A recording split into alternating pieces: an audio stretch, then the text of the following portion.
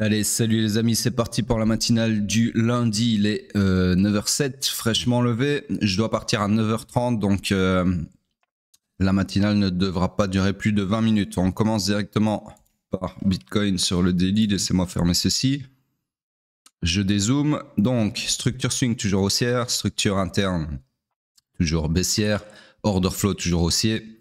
On cherche donc toujours des longs. Et hier, dans la matinale, j'ai fait une petite erreur puisque j'aurais dû invalider ces deux scénarios-là. Pourquoi? Parce que si on retourne, c'est moi de trouver le bon outil.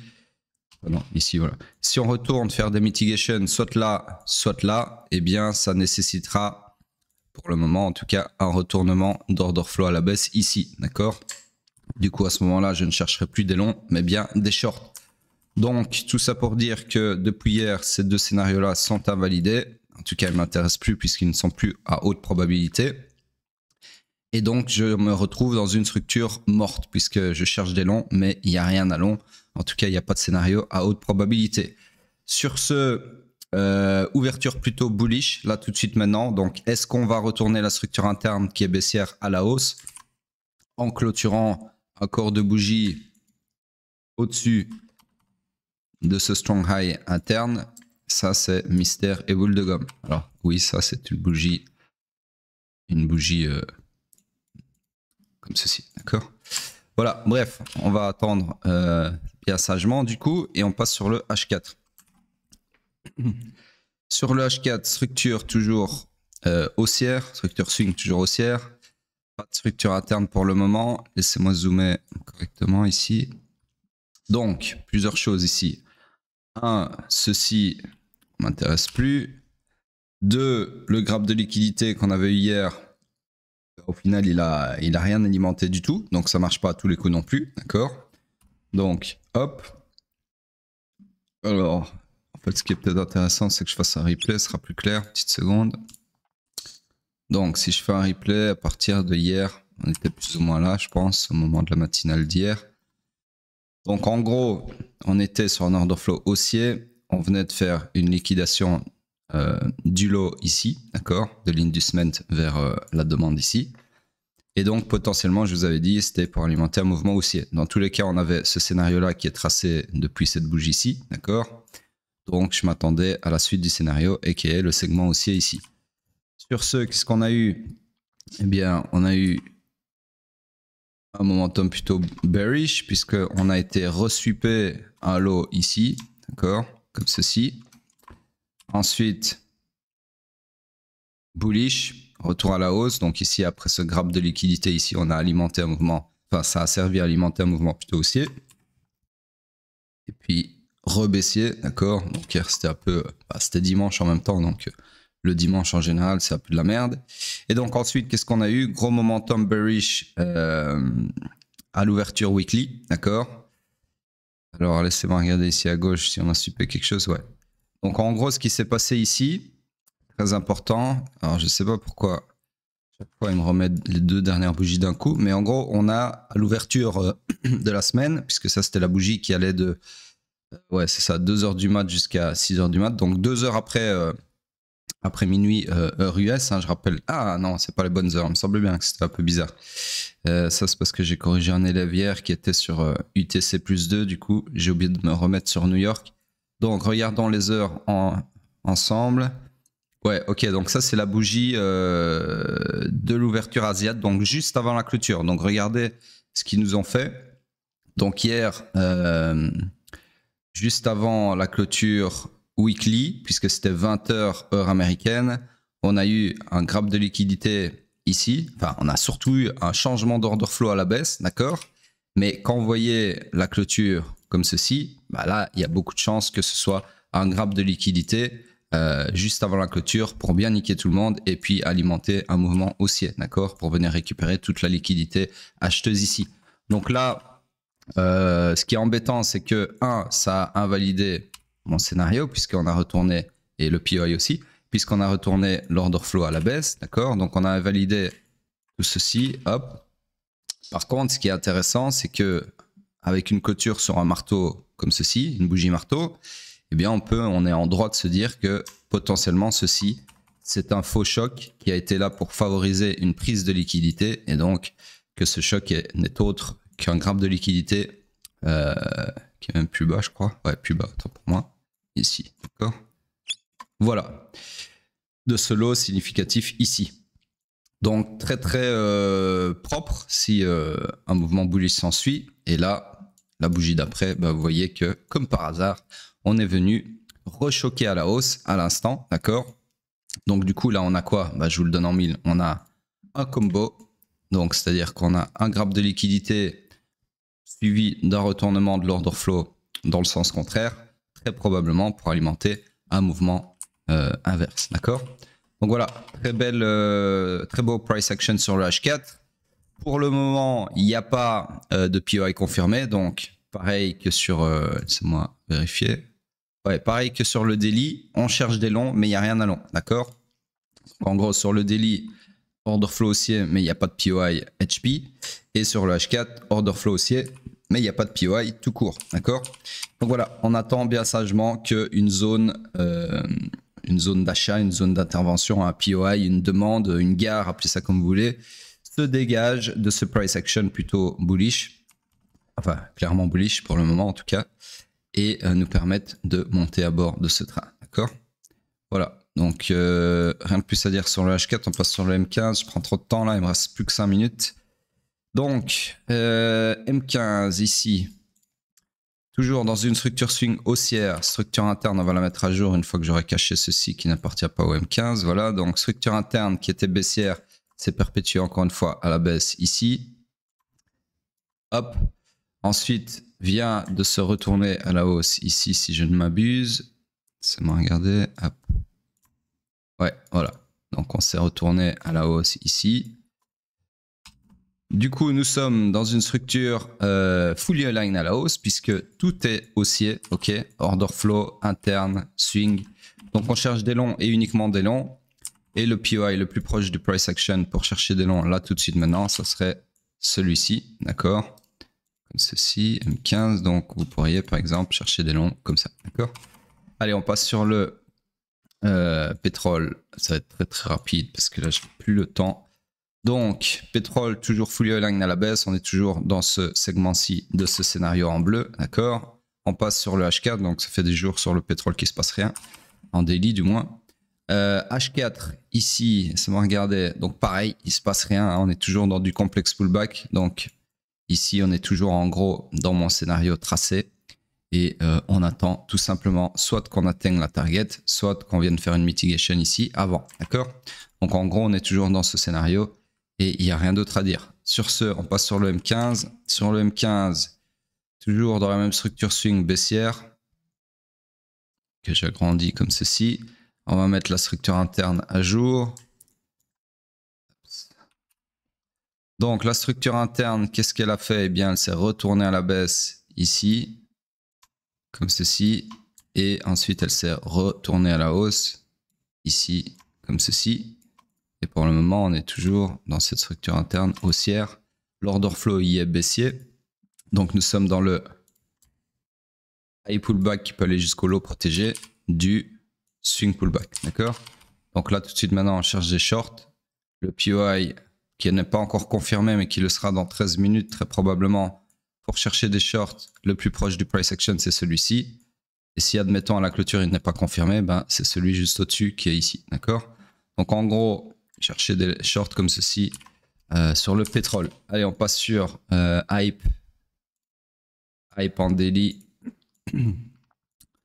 Donc, sur Hype, pareil, on a retourné l'order flow à la baisse. Mais pour le moment, la bougie n'est pas clôturée. Mais en tout cas, là, tout de suite, maintenant, ça a plutôt l'air d'être un choc qui va finir sur mèche. Donc ici, je peux rien vous dire. Si on veut être vraiment mécanique et stoïque et tout ce que vous voulez sans émotion, oui, on a un order flow à la baisse.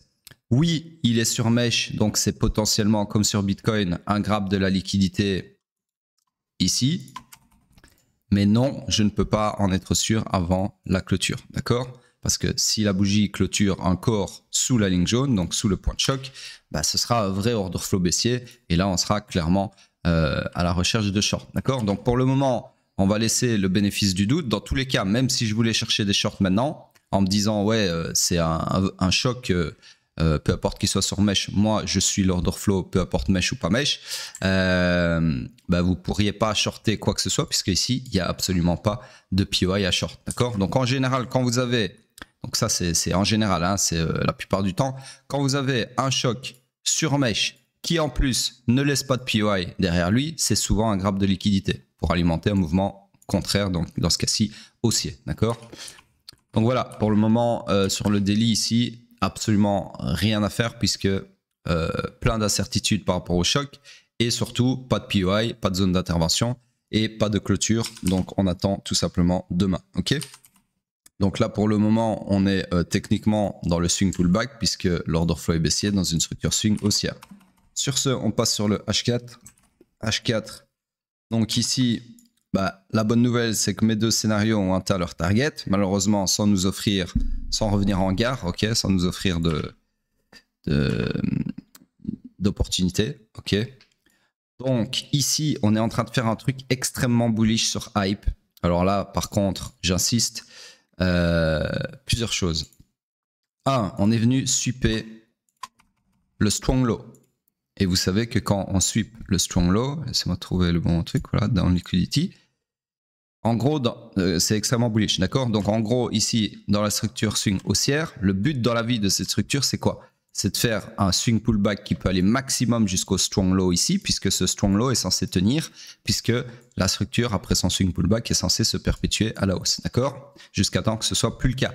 Donc, quand on vient sweeper ici un strong low ou un strong high, peu importe, c'est souvent extrêmement bullish puisque c'est un pullback d'amplitude maximale. D'accord? Un swing pullback d'amplitude maximale. C'est-à-dire qu'au lieu de s'arrêter au strong low, il vient le sweeper pour récupérer de la liquidité, pour alimenter bien souvent le swing run final qui est ce segment-ci. D'accord?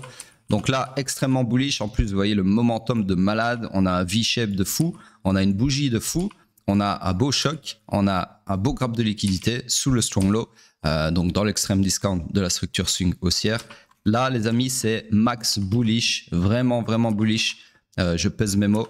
Par contre, est-ce qu'il faut rentrer maintenant? Non, d'accord? Parce que là, si vous rentrez maintenant, encore une fois, alors vous pouvez le faire si vous êtes sujet au FOMO et que votre but dans la vie, c'est de racheter tous les bottoms sur hype. Là, c'est à bottom dans l'absolu. Maintenant, est-ce que c'est un point d'entrée du bottom? Non. Le point d'entrée, il sera dans cette demande ici, si cette demande est confirmée, d'accord? Donc, en gros, ici, qu'est-ce que je vous conseille de faire? Si vous n'êtes pas un noob en proie au FOMO, eh bien, c'est d'attendre tout simplement une bougie de plus donc, que celle-ci. Donc, par exemple, une bougie comme ça, hein, qui sera très certainement rouge, puisque ce sera une bougie de retracement. Donc, attendre ceci. Et puis, une fois que vous aurez cette bougie-là imprimée, eh bien, vous aurez ce POI ici qui sera confirmé, d'accord, cette demande. Et du coup, vous pourrez tout simplement avoir ce scénario-là et vous placer donc quelque part ici, d'accord? Ça vous donnera un meilleur point d'entrée. Regardez bêtement, si vous vous placez là maintenant tout de suite, au moment où j'ai dit, où vous regardez la matinale, vous prenez un trade comme ça, comme un gros noob, là tout de suite maintenant. Avec la target, on va le mettre target structurel, le run du week high.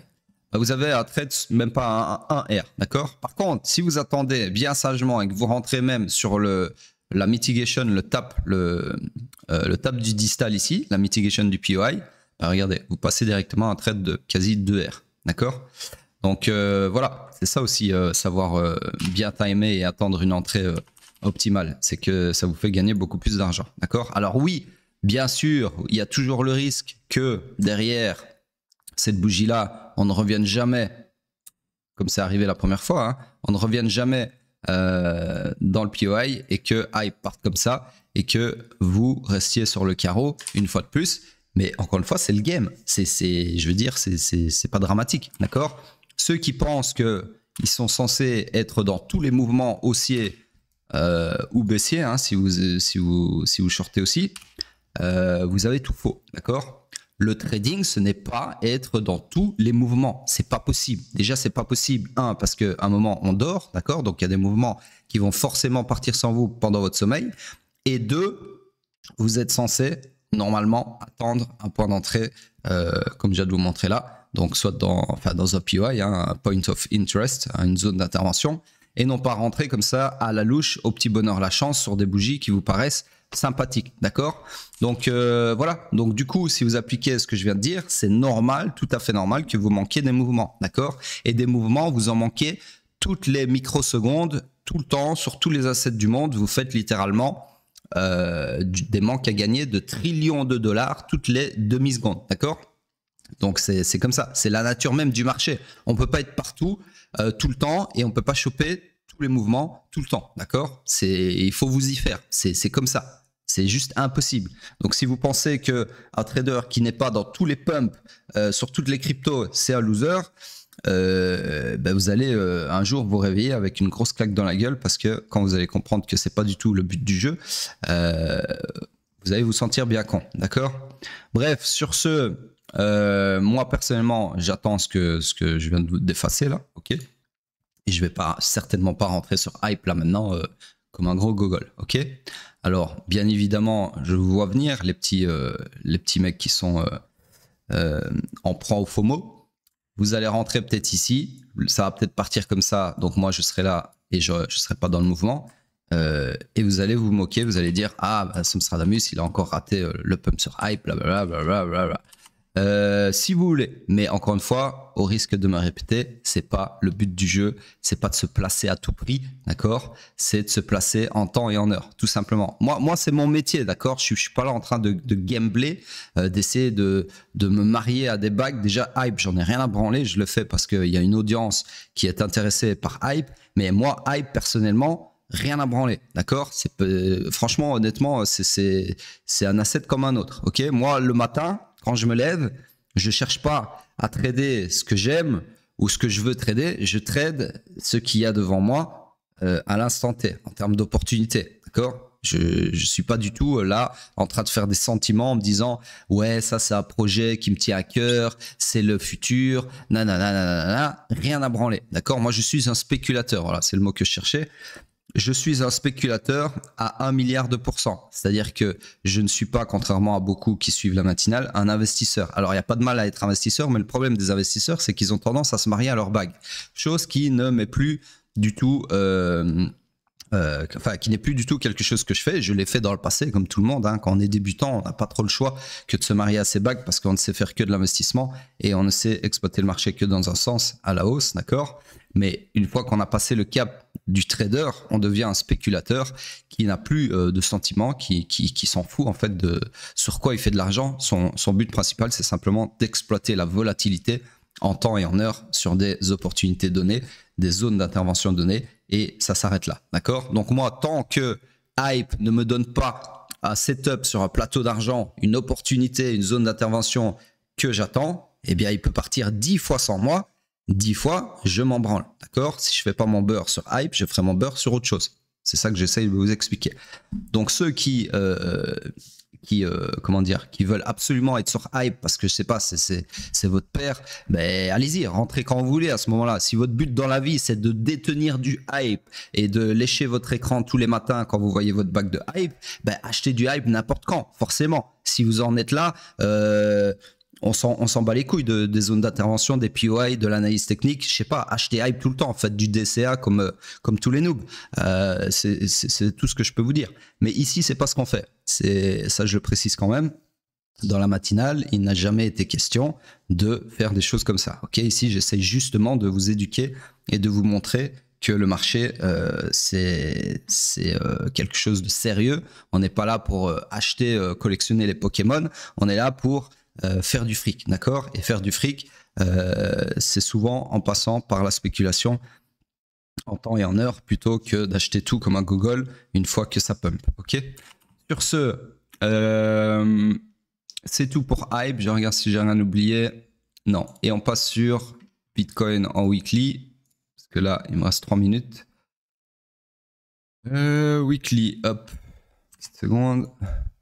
Donc voilà, ici on a eu la méga clôture majestueuse, très très belle bougie, d'accord? Donc ceci, clairement, ce n'est plus d'actualité et Dieu merci. Donc là, on va attendre quoi la suite? Bah, comme je vous l'ai dit, maintenant on attend un POI, d'accord? maintenant que l'order flow est bien haussier, sans suspicion de grappe de liquidité, de faux choc, etc., eh bien, on attend tout simplement que ce POI ici se confirme, c'est-à-dire qu'on va devoir attendre la bougie suivante, qu'elle clôture et qu'elle laisse, je l'espère, un POI comme ceci. Et à ce moment-là, donc lundi prochain et pas avant, je pourrai vous tracer le scénario suivant. Exactement, ok? Donc, pour le moment, je ne peux pas, donc j'efface tout ça. Donc là, voilà, pour le moment, rien à dire. Je vais rajouter une infobulle aujourd'hui et poster l'analyse pour mettre à jour ça sur Twitter. D'ailleurs, laissez-moi relire ça. Voilà, vous voyez, donc là, en gros, au moment, donc il y a 3 semaines maintenant presque, donc au moment de la semaine du 7 avril, je vous écrivais cette infobulle là qui disait laissez-moi regarder, ouais, voilà, les deux lots des 2 semaines précédentes, c'est bon, prendre le bon outil ici. Donc ce lot-là, sous-entendu, et ce lot-là ont été sweepés probablement pour alimenter un mouvement haussier. Et comme par hasard, c'est exactement ce qu'on a eu. D'accord? Donc des fois, oui, un bête grappe de liquidité peut vous donner un bon insight, un bon, je sais pas comment dire en français, un bon, bref, peu importe, un bon indice, voilà, de ce qui peut se passer par après. Ok? Faut pas oublier qu'ici, quand j'ai écrit cette infobulle-là, l'order flow était toujours baissier. On était toujours en bear market. Pourtant, j'ai quand même pondu une infobulle bullish, d'accord? Parce que l'order flow, pas l'order flow, le price action me montrait des signes de puissance, ok?